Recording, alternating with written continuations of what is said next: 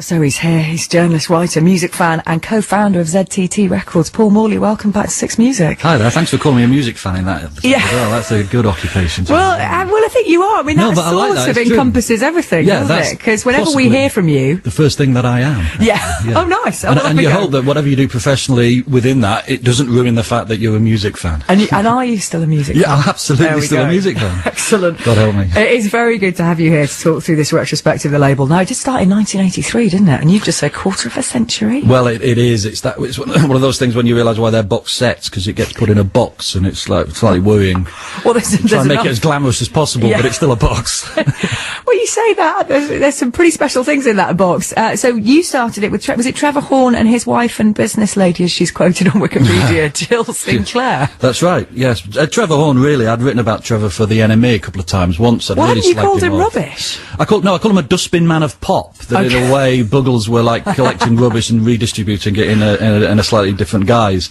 But then when he did the ABC, Malcolm McLaren, even the Dollar records, I started to have quite an affinity with him when we became friends. Yeah. And we had long, tortuous discussions about the meaning of pop music, which I think dazed him, because I could talk for 2 hours at a time about that. He preferred to be doing the drum sound, but somehow he decided there was a collaboration there. So he asked me to do the label. I was going to say, because if it came about, because initially when you'd met, I think it was the other half of Buggles that actually wanted you out of the interview. Jeff Downs kicked me out because Trevor, interested in my theories about pop music, asked me what I'd been listening to, and I said Public Image. And to Jeff Downs, the other half of Buggles, who became Asia, if you like, the real hardcore prog rock side, to him that was Johnny Rotten, that was the enemy, therefore I was the enemy, I was a communist, get out. Get out! Yeah. And now Chris Blackwell, I think, from Ireland, gave Trevor gave sort of the backing for ZTT Records, but the name, I believe, came from yourself. Zang Tuum Tumb.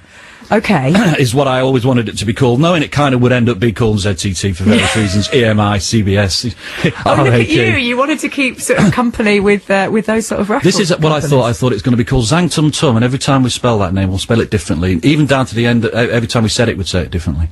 Now, that soon died away. I was going to say, how many people did you actually get to go along with that? So initially, me. But I tell you what was interesting. I always thought the first few records, like Relax and Two Tribes and Close to the Edit, all these great early records we made, were in a way Trevor Horn's way of pronouncing Zang Tuum Tumb differently. Yeah. That was his way of responding to my chaos and madness. Yes. Okay, I'll give you a pronunciation of Zang Tuum Tumb. Here's Relax. And I thought, yeah, that's a good pronunciation. Yeah, that works for me. So the name actually came from a Thames and Hudson book or something, didn't it?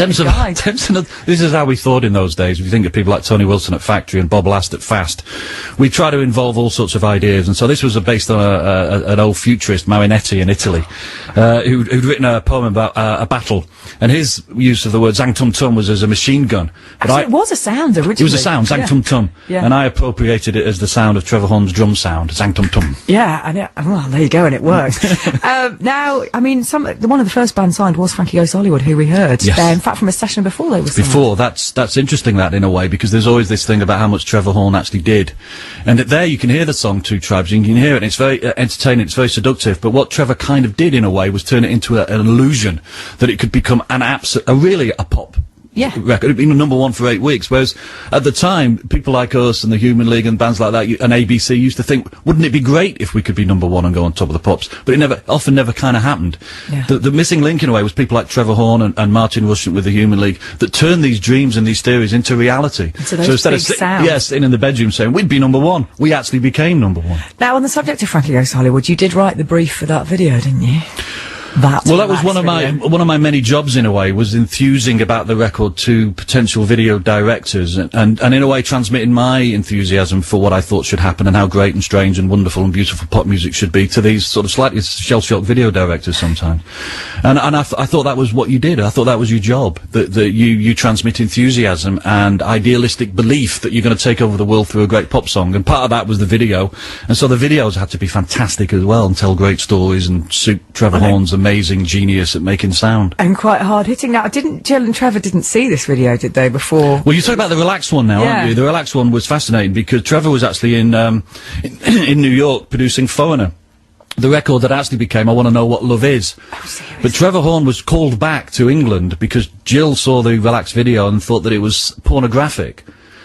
Trevor was called back, in an emergency rescue, didn't finish off the Fauna song, I Want to Know What Love Is, therefore incurring further wrath between me and Jill, because of course Trevor lost a few royalties on what became one of the biggest songs of the 80s. But then on the other hand, he came back and Relax, we repaired, well, they thought they'd repaired it, Relax, and the state of it, enough for it to become one of the biggest records of the 80s, so... Which it did, but the video that was the rock and roll world we were living in. Absolutely, no, it is a stellar listen, this box set. I mean, I know you and I have talked about this off air as well as we will now, I'm sure. I was transported by Novecento's Day and Night, Africa Bambaataa on there as well. Shades of Rhythm, which we might hear later. So talk us through some of your favourites. Well, I'm pretty much biased towards the early couple of years when your time was sort of 80. Pretty much, you know, I came back now and then, sort of trying to, you know, because I felt I'd made such a personal commitment to the label, so I did come back now and then. But my main period with the label, when I kind of got carried away with ideas and for a couple of years got away with it without anybody really noticing, was sort of early Art of Noise, you know, this anonymous masked group. Wouldn't it be great to turn Trevor Horn of the Buggles into a kind of group that you thought came from Berlin or Detroit, you know, just a really weird anonymous dance act. Just from the sound. Fantastic. I just thought that was a great theory, to turn Trevor Horn from the slightly kitschy novelty act that he was with the specs and everything into something quite cool. It was literally a sort of post-enemy ambition of mine to do that. And Propaganda, Frankie Goes to Hollywood, even, you know, down to a series we had called the Incidental series, where we would sign things like Andrew Poppy, which was kind of like a systems musician. And you'd sign that as a kind of going concern, or you knew that was just going to be? I kind of thought that a label, in a way, should have a very avant-garde research and development end, because in a way that becomes your A&R department, because really, really great acts want to sign to you, because they think, well, if they've got that on the label, and that's really strange, I want to be on that label. Yeah. It was an A&R policy that I think came true maybe 20 years later. You think of something like Domino. Yeah. You know, on one hand, have really, really, you know, avant-garde, interesting acts. So a band like the Arctic Monkeys wants to be on Domino. That was kind of my policy. Slightly, and then weirdly, they end up kind of funding almost, don't they? Once they kind of made absolutely, it. and it makes for an interesting label. It goes from pop extreme to real avant-garde extreme on the same place, and then you end up having people like, you know, Robert Wyatt joins and Tricky joins. You know, for me, something like Domino is the sort of the descendant extension of something like Zang Tuum Tumb. They might be horrified to hear me say that, but I truly believe that there was similar principles involved about taking music seriously, but also taking pop music really seriously. You wanted the track that was #1 in the charts to be really strange, really beautiful, really provocative. Oh, let's hear some of it now then, I think. We'll hear more from Paul Morley and more about ZTT Zang Tuum Tumb Records after this. It is Close to the Edit, Art of Noise on 6.